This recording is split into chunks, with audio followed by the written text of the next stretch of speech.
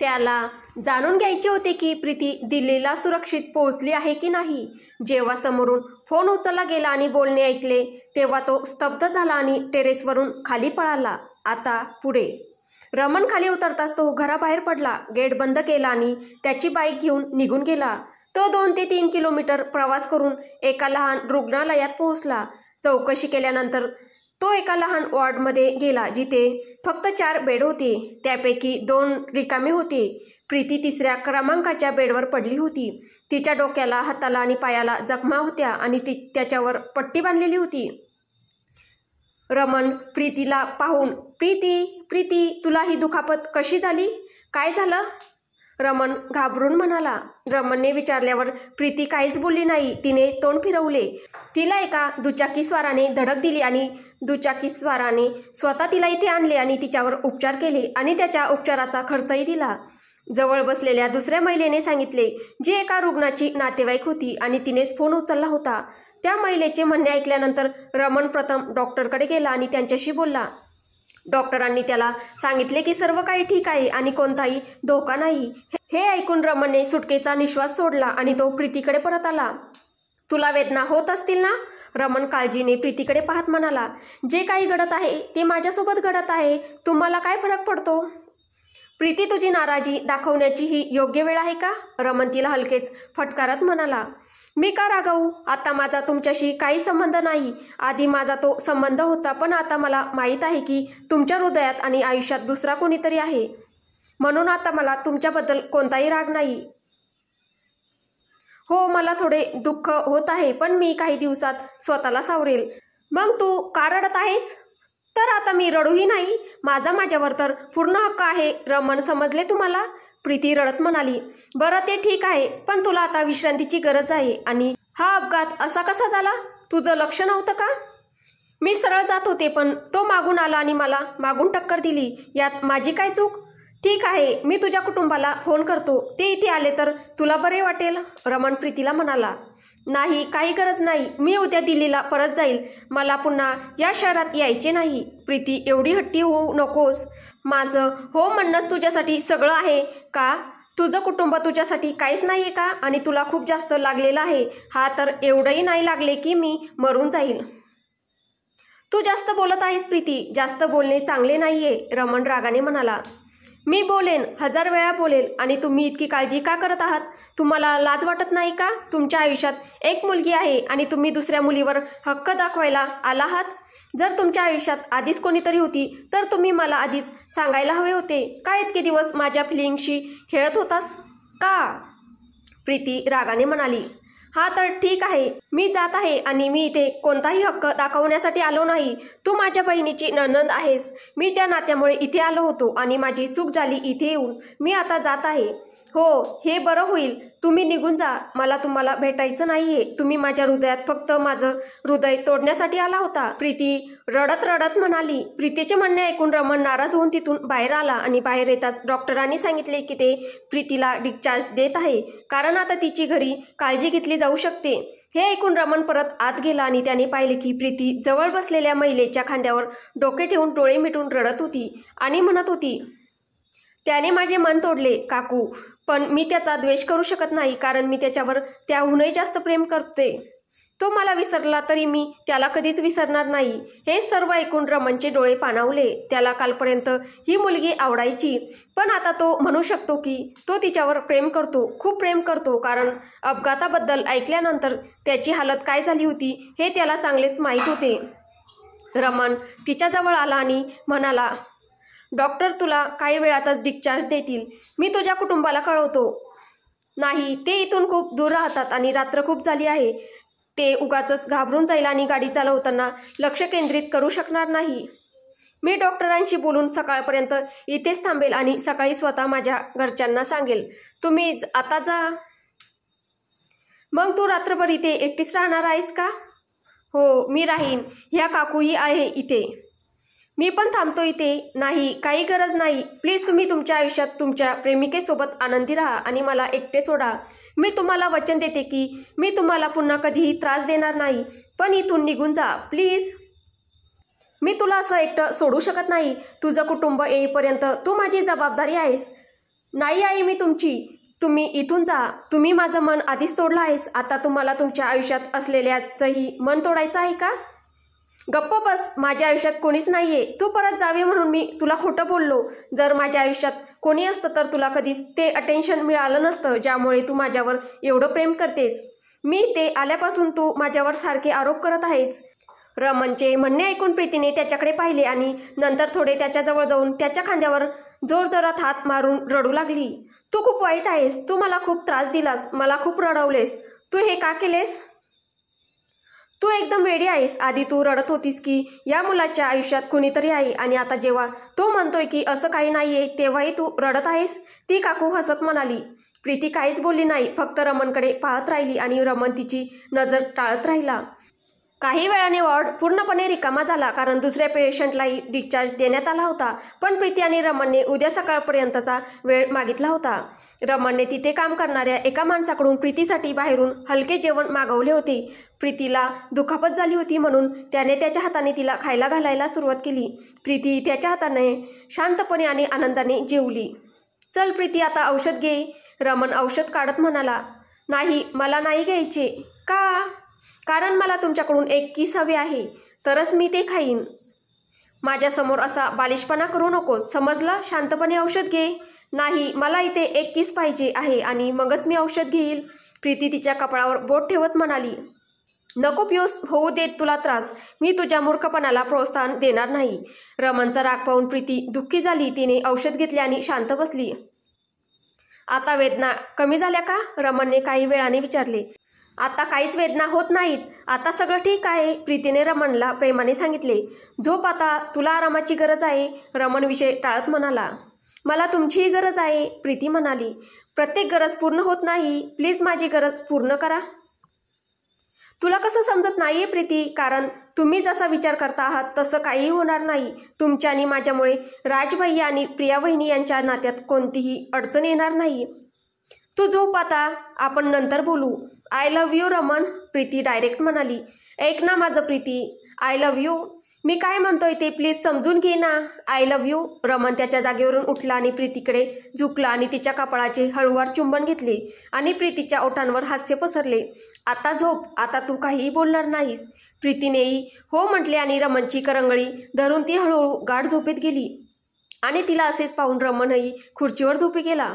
सकाळची वेळ. राज त्याच्या बेडवर झोपलेला होता आणि मग त्याला बाथरूममध्ये काहीतरी पडल्याचा मोठा आवाज ऐकू आला आणि तो तिथे धावत गेला आणि त्याने पाहिले की दरवाजा उघडा होता आणि प्रिया जमिनीवर पडली होती. तिने तिची कंबर धरली होती. प्रिया असं म्हणत राजने तिला पटकन आपल्या मिठीत घेतले आणि बेडवर आणले. राज खूप जोराने लागलं. खूप दुखत आहे. प्रिया रडत म्हणाली. थांब थांब मी औषध लावतो. त्रास लवकरच कमी होईल. असे म्हणत राजने ड्रायव्हरमधून स्प्रे काढला आणि प्रियाच्या कमरेवर स्प्रे केला. रडू नकोस तू. काही वेळात बरी होशील. राज तिचे अश्रू पुसत आणि तिचे डोके त्याच्या मांडीवर ठेवून तिच्या डोक्यावरून हळूवारपणे हात फिरवू लागला. अशी कशी पडलीस? पाल पाहून. पागल आहेस तू? एवढी कशी घाबरली? मी बेशुद्ध पडले असते पण त्याआधीच मी पडले. प्रियाचं बोलणं ऐकून राज तिच्याकडे रागाने पाहू लागला.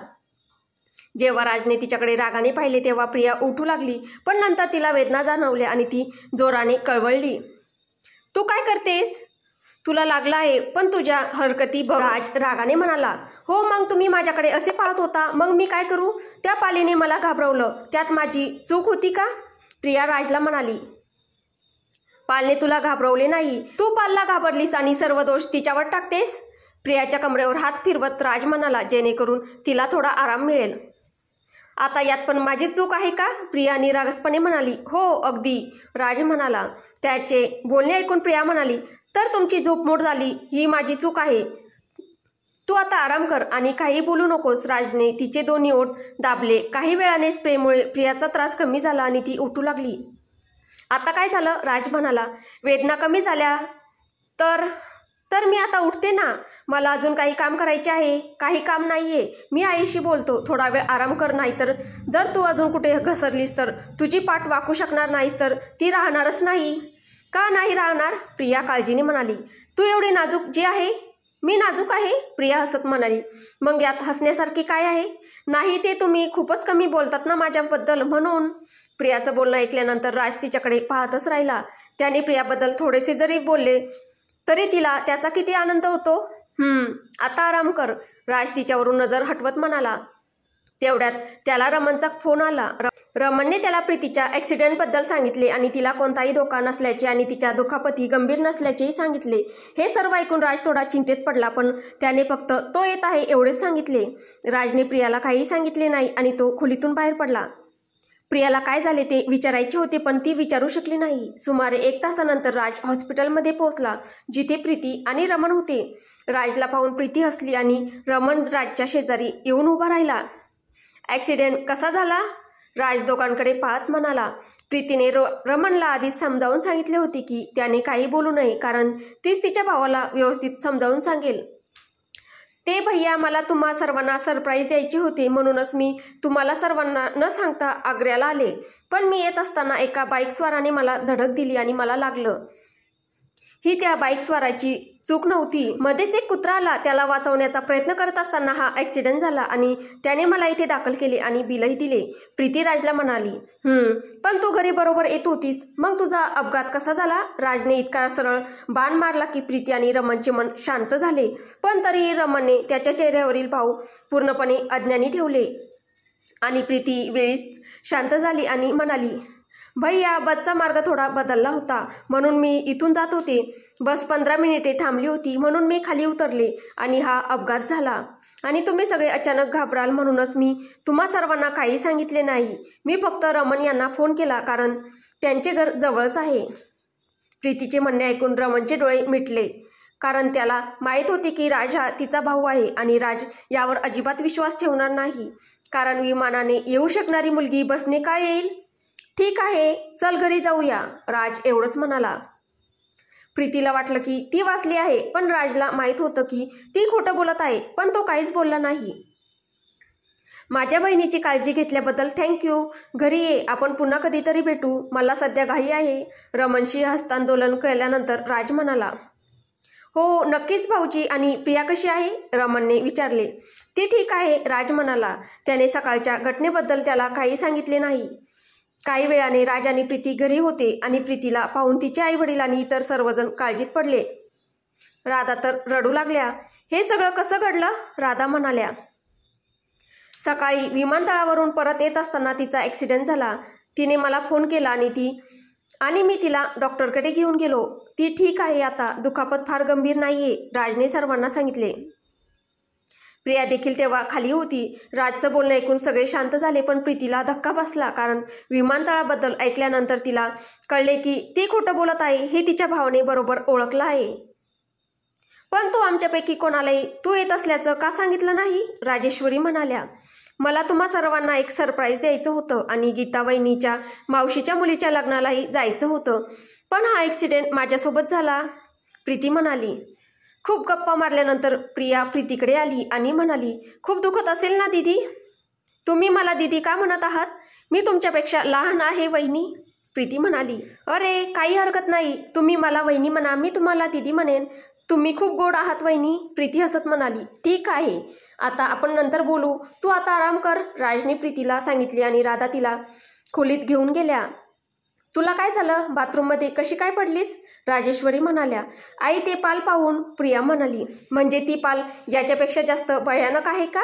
याला पाहून तर नाही पडलीस तू, राजेश्वरी राजकडे बोट दाखवत म्हणाल्या. आई तुम्ही तर इतक्या छान दिसतात, मग असं का बोलत आहात? प्रियाने ते इतक्या निरागसपणे म्हटले की राजेश्वरी यांना हसावे की तिला काही समजावून सांगावे हे समजत नव्हते. राज काहीच प्रतिक्रिया देत नव्हता, पण त्यालाही हसावेसे वाटत होते. माझे कपडे दे, मला आंघोळ करायची आहे, असे म्हणत राज पटकन वरच्या मजल्यावर त्याच्या खोलीत गेला. अगं जा जा, तो तर सरळ सरळ म्हणणार नाही की तुझ्याशिवाय त्याला खोलीत करमत नाही, राजेश्वरी या प्रियाला म्हटल्यावर प्रिया ही शांतपणे निघून गेली. तर इकडे गीता तिच्या खोलीत रुद्रला सांगत होती की प्रीतीला लागलं आहे म्हणून मी लग्नाला यायचं कॅन्सल करते. अरे नाही, जर कोणी गेले नाही तर त्यांना वाईट वाटेल, तू तरी जा आणि मी आई आणि काकूंशी बोलतो, काळजी करू नकोस. पण बिन काही नाही, ती तुझी सख्खी मावशी आहे, त्यांना कसं वाटेल तू नाही गेली तर? आणि प्रीती इतकी गंभीर जखमी नाहीये की सर्वांना घरीच राहावे लागेल, तू जाऊ शकतेस. ठीक आहे, तुम्ही म्हणता तर मी जाईन. ठीक आहे, मी तुला एक गोष्ट सांगू का? रुद्र म्हणाला, काय? आता मी विचार करत आहे की आपण दोघे आई बाबा बनू म्हणून. तुझी काय इच्छा आहे? ओहो, तुमची जी इच्छा आहे. गीता रुद्रच्या गळ्यात हात घालत म्हणाली, बरं मग आपण ते काम आता सुरू करायची की तू परत आल्यानंतर? रुद्रने गीताला जवळ ओढत खोडकरपणे म्हटले, रुद्र तुम्ही नेहमीच शरारत करता. गीता रुद्रला ढकलत हसत म्हणाली, पण रुद्रने तिला परत आपल्याजवळ ओढले आणि म्हणाला, ही शरारत केल्यानेच मम्मी पप्पा बनता येते. गीता लाजते आणि रुद्रला मिठी मारते. इकडे प्रिया राजचे कपडे काढत होती आणि राज तिच्या मागे उभा होता आणि काहीतरी शोधण्याचे नाटक करत होता. तो प्रियाचे गाल त्याच्या हाताने त्याला वारंवार स्पर्श करत होता. तुम्हाला काय हवे आहे? प्रियाने राजला विचारले. जे हवे आहे ते मी घेईन ना, राज म्हणाला. पण मी देते ना शोधून, प्रिया प्रेमाने म्हणाली. मी तुला सांगितलं ना मी घेईन म्हणून. राजने रागात नाही म्हटलं, पण प्रियाला वाटलं की तो कदाचित तिच्यावर रागावला आहे. राज पुन्हा तीच हरकत करू लागला. आता त्याचे हात गालावरून प्रियाच्या खांद्यावर आणि नंतर तिच्या कमरेकडे गेले आणि प्रियाला गुदगुल्या होऊ लागल्या. राज दोन्ही हातांनी खोड्या करू लागला, त्यामुळे प्रिया वळून राजकडे तोंड करून उभी राहिली. मग राज म्हणाला, वेदना कमी झाल्या? हो, पण तुम्ही काय करत आहात माझ्यासोबत? कधी गालावर, कधी हातावर, कधी कमरेवर. मी पाहत होतो की दुखापत फक्त कमरेलाच आहे की आणखीन कुठं आहे, पण तू कळवळी नाही म्हणून मला समजले की तुला इतर कुठेही दुखापत झालेली नाही. हो, इतर कुठेही दुखत नव्हते आणि इथे वेदना कमी झाल्या.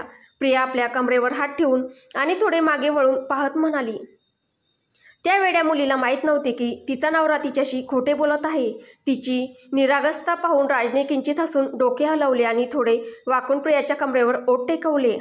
आता तर प्रियाचे तोंड उघडेच राहिले. पाल पाहिल्यानंतरही तिची अशी अवस्था झाली नव्हती. तर पुढे काय होईल हे आपल्याला पुढच्या भागात पाहायला भेटेल. तुम्हाला ही कथा कशी वाटते आहे कमेंटद्वारे नक्की कळवा आणि कथा आवडत असेल तर व्हिडिओला लाईक करा, शेअर करा आणि कथेचे पुढील भाग ऐकण्यासाठी आपल्या चॅनलला सबस्क्राईब करा. धन्यवाद.